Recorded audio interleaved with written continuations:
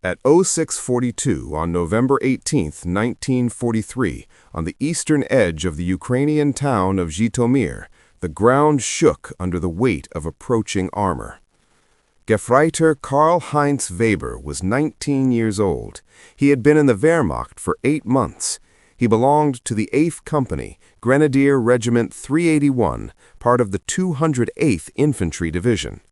At that moment, he was crouched behind a collapsed brick wall, 30 meters from a frozen road, breathing through his mouth to keep his breath from fogging his vision.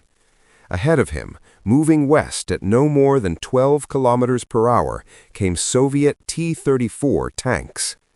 At 0644, the lead tank crested a shallow rise. Its turret scanned left to right. Its engine noise filled the street. Weber pressed his shoulder harder into the rubble. He was not carrying a rifle. He was holding a Panzerfaust. The weapon weighed just over 6 kilograms. It consisted of a thin steel launch tube, a bulbous shaped charge warhead mounted on top, and a simple firing mechanism. There were no sights beyond a stamped metal notch, no safety beyond a pin, and a man holding it. Weber had been trained on it 2 days earlier. At 0646, the tank passed the burned-out carcass of a truck. It was now 25 meters away. The Panzerfaust 30 had an effective range of no more than 30 meters. At that distance, there was no margin for error. Weber waited. The Panzerfaust did not emerge from a tradition of elegant engineering or battlefield prestige. It was born from desperation. By mid-1943, German infantry formations were being systematically outmatched by Allied armor. On the Eastern Front, Soviet tank production had reached overwhelming levels. On the Western Front, Anglo-American armored units were preparing for large-scale landings. German anti-tank guns were effective but heavy. Towed 75mm and 88mm weapons required crews, vehicles, and time to deploy. Infantry units needed something else. They needed a weapon that could be carried by one man.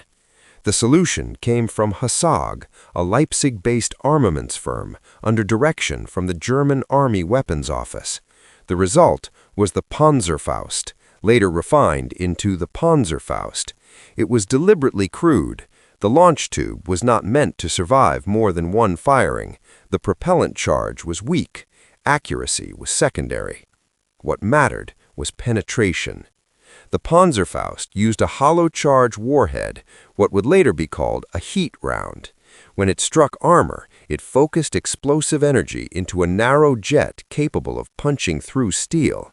Even the earliest models could penetrate over 140 millimeters of armor.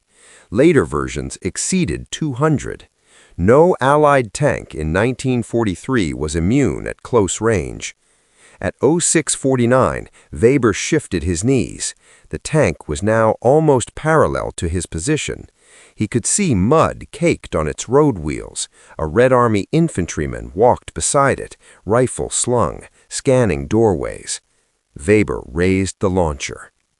The Panzerfaust had no recoil in the conventional sense. It expelled a counterblast of flame and gas from the rear. Anyone standing directly behind it would be killed or burned. The backblast also produced a flash that revealed the firer's position immediately. Weber had been warned of this at 1410 on November 16th during training. The instructor had demonstrated using a wrecked Panzer III hull. He had emphasized one rule: fire, then move. At 0650, Weber leaned out from cover. He aimed at the side of the tank, just below the turret ring. He pulled the trigger. The warhead left the tube at roughly 45 meters per second. There was a brief hiss, then impact. The shaped charge detonated. The side armor collapsed inward. Molten steel sprayed into the crew compartment. The tank lurched and stopped. Smoke poured from its hatches. At 0651, Weber dropped the empty tube and ran. The success of weapons like the Panzerfaust was not accidental. It reflected a shift in German infantry doctrine forced by battlefield reality. Traditional anti-tank defense relied on layered fire, guns, mines, and supporting armor. By late 1943, those layers were gone. Units were under strength, ammunition was rationed, vehicles were scarce. The Panzerfaust offered a solution that bypassed logistics. It required no maintenance. It required almost no training. It could be issued in the thousands. By January 1944, German factories were producing over 200,000 Panzerfausts per month. By late 1944, that number exceeded 1 million. Teenagers in the Volkssturm would later receive the same weapon Weber had fired that morning. The design evolved rapidly. The Panzerfaust 30 gave way to the 60, then the 100, extending effective range but preserving simplicity. The tube remained disposable. The warhead remained oversized. Accuracy remained crude. But in cities, forests, and rubble, accuracy mattered less than proximity. At 07:03, Soviet infantry began firing into the buildings. Weber was already 2 streets away, crouched in a cellar with 3 other grenadiers. None of them spoke. The sound of burning fuel carried through the broken windows. The tank did not move again. By 8:15, the engagement ended. The Soviet advance stalled. 2 tanks were knocked out by Panzerfausts within the span of 20 minutes, one by Weber, one by a corporal twice his age. That morning, Weber did not feel victorious. He felt exhausted. His hands shook. His ears rang. He had fired 1 shot. It had changed the fight. Across the front, similar scenes were playing out. In Italy, German paratroopers used Panzerfausts in the narrow streets of Anzio. In Normandy, they ambushed Shermans from hedgerows at distances under 20 meters. During the Warsaw Uprising and later in Berlin, the weapon turned ruined apartment blocks into lethal traps. Allied intelligence took note. Reports described single-use rocket devices capable of destroying tanks at point-blank range. Crews were instructed to add sandbags, spare tracks, anything that might disrupt the shaped charge. It rarely worked. The Panzerfaust did not win the war, but it altered its tempo. It slowed advances, it forced caution, it made every doorway dangerous. For soldiers like Karl-Heinz Weber, it meant survival depended not on strength or experience, but on timing, nerve, and distance. At 9:22, Weber was issued another Panzerfaust. He checked the pin. He waited. On 09:47, November 18, 1943, snow began to fall over Zhytomyr. The flakes were small and dry, driven sideways by a wind coming off the steppe. Visibility dropped to less than 300 meters. For the men of Grenadier Regiment 381, that mattered. Snow softened sound. It concealed movement. It gave infantry a chance. Karl-Heinz Weber was reassigned at 09:05 to a blocking position along a rail embankment south of the town center. He moved with 7 other men. 2 carried rifles. 1 carried an MG-34 with 2 drums of ammunition. Weber carried another Panzerfaust. The rail line sat on a raised bed of packed earth, nearly 2 meters high. To the east was open ground. To the west, a line of shattered houses and leafless trees. At 10:31, they dug shallow firing pits into the embankment using entrenching tools and bare hands. At 10:58, the first Soviet reconnaissance elements appeared. By late 1943, the Red Army had learned to respect German close-range anti-tank weapons. Tanks no longer advanced alone. Infantry rode on the hulls or advanced ahead in skirmish lines. Artillery preparation intensified. Machine guns swept likely ambush points. But doctrine could not eliminate risk. The Panzerfaust exploited a simple truth of armored warfare. Tanks could not see everything. Their optics were limited. Their crews were enclosed. In broken terrain, infantry always closed the distance. German manuals emphasized engagement ranges of under 30 meters. The ideal angle was perpendicular to the armor. The recommended target was the side hull or rear. The chance of survival after firing was low. The weapon was never meant to be fair. At 11:12, Weber spotted movement through the snow. 3 T-34s advanced in a loose wedge, infantry spreading out ahead of them. The distance was approximately 200 meters, too far. The MG-34 opened fire at 11:14, short bursts, forcing Soviet infantry to ground. The tanks continued. Weber lay flat. He pressed his face into the cold dirt. He felt the vibration of engines through the embankment. At 11:19, the lead tank angled slightly south, following the rail line. At 11:21, it was within 40 meters. Weber shifted the Panzerfaust onto his shoulder. He waited for the tank to commit. He watched its turret rotate away from him. At 11:22, he rose to one knee. He fired. The warhead struck the rear quarter of the tank. The explosion lifted the engine deck. Flames burst upward. The tank stopped almost instantly.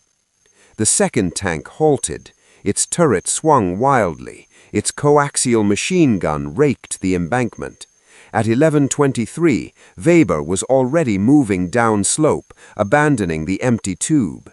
The MG crew shifted fire. Smoke filled the air. Soviet infantry withdrew. By 11:41, the rail line was still in German hands. Encounters like this were repeated thousands of times in the final 18 months of the war. The Panzerfaust did not require the skill of an anti-tank gun crew. It did not require coordination with artillery. It required proximity and resolve. German casualty reports from 1944 reflected this trade-off. Tank losses inflicted by infantry rose sharply. Infantry losses also rose. Panzerfaust operators were frequently killed immediately after firing. Survivability depended on terrain and discipline. Urban combat magnified the weapon's effectiveness. In cities, engagement ranges shrank. Tanks were forced into streets where their maneuverability was limited. Upper floors, basements, and rubble piles offered firing positions. A single man could stop a column. By April 1945, this dynamic reached its extreme in Berlin. On April 26, 1945, at 16:40, Karl-Heinz Weber was in Berlin. He was no longer a Gefreiter. He had been promoted to Obergefreiter in February. He was 20 years old. His unit, reconstituted twice since Ukraine, now consisted of fewer than 60 men. They were attached to a mixed Kampfgruppe defending the Tiergarten sector. At 16:42, Soviet artillery began a preparatory barrage. It lasted 20 minutes. At 17:03, tanks advanced along the Strasse des 17. Juni. Weber's position was in the ruins of an apartment block overlooking a side street. He carried a Panzerfaust 100. Its effective range was listed at 100 meters. In practice, accuracy beyond 60 was unreliable. He waited. At 17:11, the first IS-2 heavy tank appeared at the intersection. Its frontal armor was nearly 120 millimeters thick. No German gun in the area could penetrate it head-on. The Panzerfaust did not need to. At 17:13, as the tank turned, Weber fired from a second-story window. The warhead struck the side armor beneath the turret. The shaped charge burned through. The tank stopped. Infantry scattered. At 17:14, Soviet return fire tore the building apart. Weber survived by chance. Berlin was the Panzerfaust's final battlefield and its most visible legacy. Photographs from the battle show Hitler Youth and elderly Volkssturm holding the same weapon Weber had used in Ukraine. Training pamphlets were reduced to single-page diagrams. Engagement ranges were measured in steps. The weapon symbolized both ingenuity and collapse. It represented an army compensating for industrial inferiority with tactical improvisation. It also represented a regime willing to arm children and send them against tanks. After the surrender in May 1945, Weber became a prisoner of war. He spent 18 months in a Soviet camp near Smolensk. He returned to Germany in late 1946. He never carried a weapon again. In the post-war years, the Panzerfaust's influence extended far beyond Germany. Its basic concept, lightweight, disposable, infantry-carried anti-armor, was studied, copied, and refined. The American M72 Law, the Soviet RPG-2, and later RPG-7, all followed the same logic: give the individual soldier the ability to kill armor. Military historians would later argue that the Panzerfaust permanently altered the balance between tanks and infantry. No longer could armor operate without close support. No longer could technological superiority guarantee safety. For Weber, the legacy was simpler. In 1958, he worked as a machinist in Kassel. In 1972, he spoke to a Bundeswehr training unit about urban combat. He described distances. He described fear. He described one shot. The weapon was cheap. The consequences were not. At 8:30 on June 7, 1944, one day after the Allied landings in Normandy, German infantry units along the Carentan Bayou Road received new orders. They were to hold ground at all costs. Obergefreiter Karl-Heinz Weber was not there, but men trained exactly like him were. The Panzerfaust had arrived in the West.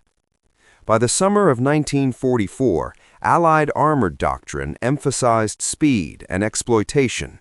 American Sherman tanks advanced in columns, supported by half-tracks and motorized infantry. The terrain of Normandy, hedgerows, sunken lanes, narrow fields worked against them. Visibility was often limited to less than 20 meters. That was the Panzerfaust's ideal range. At 9:18, near the village of Saint-Lô, a U.S. armored patrol advanced through a hedgerow gap. At 9:20, the lead Sherman was struck from the side at a distance of approximately 15 meters. The tank burned. The column halted. Infantry dismounted. German after-action reports credited a single infantryman with a Panzerfaust.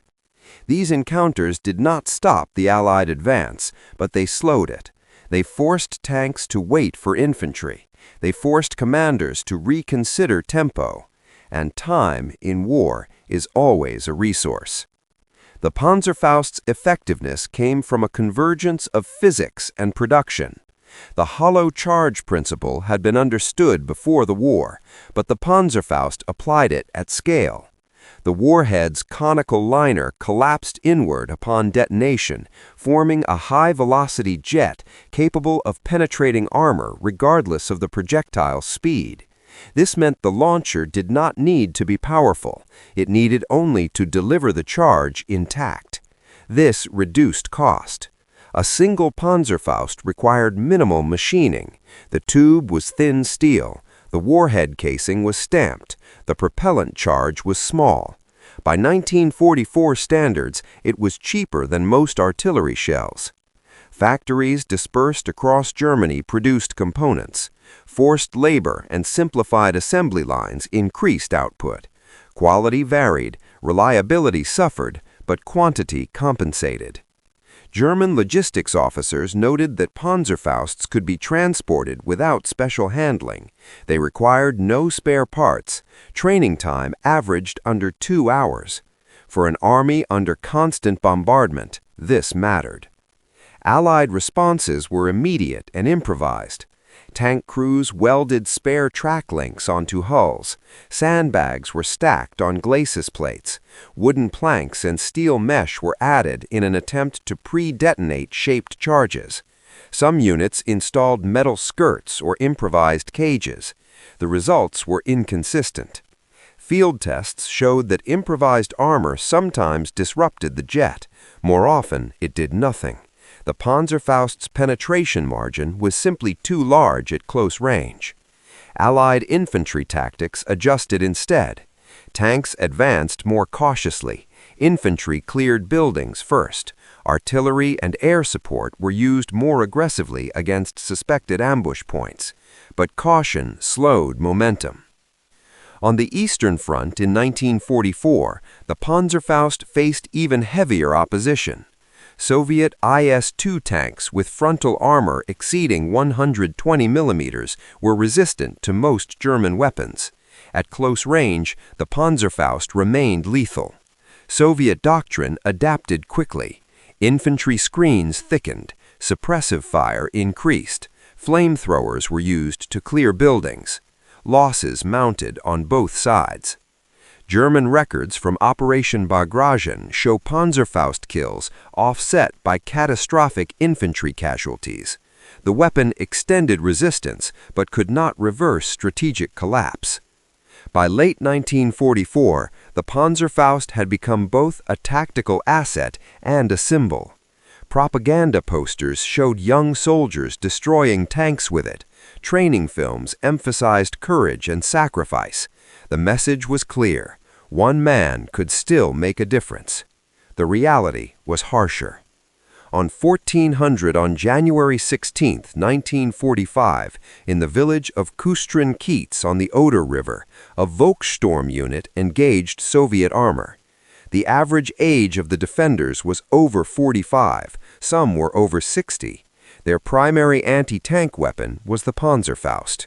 At 1407, a Soviet tank was destroyed at a range of under 10 meters. At 1409, the man who fired was killed by machine gun fire. By 1430, the village was overrun. The Panzerfaust did not discriminate by age or experience. It empowered the user briefly. It exposed him immediately. This was its paradox. After the war, military analysts examined the Panzerfaust with professional detachment. They noted its psychological impact. Tank crews reported heightened stress in close terrain. Infantry reported increased confidence when equipped with it. Commanders noted its effect on operational planning. They also noted its limitations. The weapon was inaccurate beyond short distances. It was dangerous to fire in confined spaces due to backblast. It required the user to expose himself. It was a defensive weapon, not an offensive one. But its influence endured. Post-war armies adopted its principles while addressing its flaws. Reloadable launchers, improved sights, safer backblast systems. The concept remained unchanged. Infantry needed organic anti-armor capability. The Panzerfaust had proven that beyond doubt. Karl-Heinz Weber followed these developments from a distance. In 1964, he attended a lecture at a technical institute on shaped charge physics. He recognized the diagrams immediately. He understood the distances instinctively. He never romanticized the weapon. When asked in an interview in 1981 what he remembered most, he did not mention explosions or tanks. He mentioned waiting. He mentioned counting steps. He mentioned the moment between exposure and firing. That moment, he said, is longer than people think. Today, original Panzerfausts sit behind glass in museums. Their thin tubes are rusted, their warheads are inert. Labels describe them as revolutionary. They are. But they are also reminders of a specific moment in history when industrial power failed, when armies adapted under pressure, and a cheap, disposable weapon reshaped the battlefield at human cost. The Panzerfaust did not outsmart Allied technology through sophistication. It did so through simplicity. By 1946, Allied ordnance teams were still cataloging captured German weapons. In depots across France and Germany, crates marked Panzerfaust were opened, measured, photographed, and disassembled. Engineers noted the thinness of the steel tube. Intelligence officers noted the production numbers. Training officers noted how little instruction was required to use it effectively. The conclusion was consistent across reports. This weapon should not have worked as well as it did.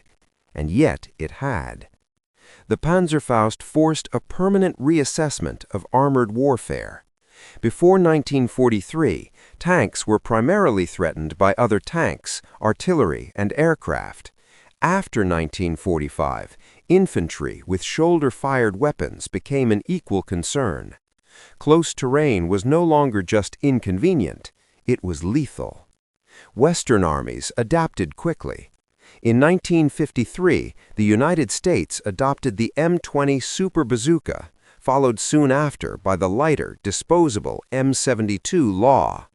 Soviet designers moved even faster, fielding the RPG-2 in the late 1940s, then refining the concept into the RPG-7, a direct ideological descendant of the Panzerfaust. The lineage was unmistakable. Disposable or semi-disposable, shaped charge, infantry operated, short training cycle. The Panzerfaust had written the template. German post-war doctrine absorbed the lesson as well. When the Bundeswehr was formed in 1955, infantry anti-tank capability was prioritized. Training emphasized urban combat, ambush tactics, and decentralized initiative. Former Wehrmacht veterans, including men like Karl-Heinz Weber, were consulted, not as heroes, but as witnesses.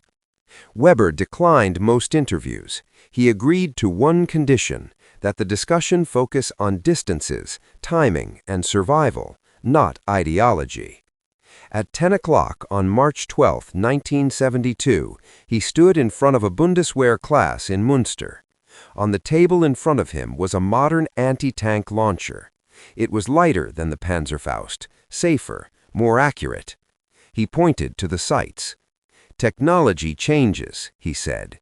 "Distance does not." Weber retired quietly. He never wrote a memoir. He never visited Berlin again.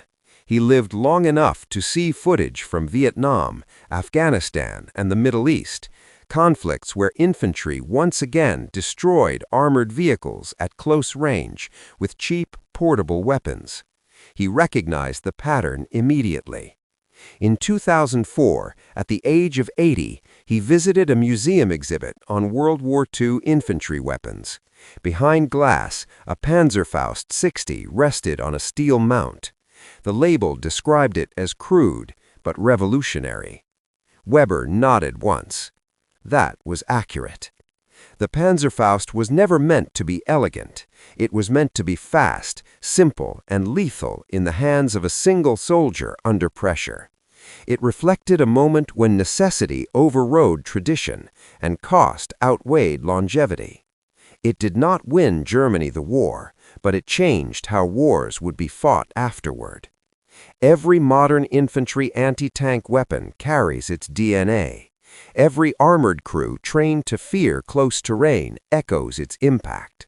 Every doctrine that assumes tanks must move with infantry traces back to its introduction. The weapon was cheap. The lesson was permanent.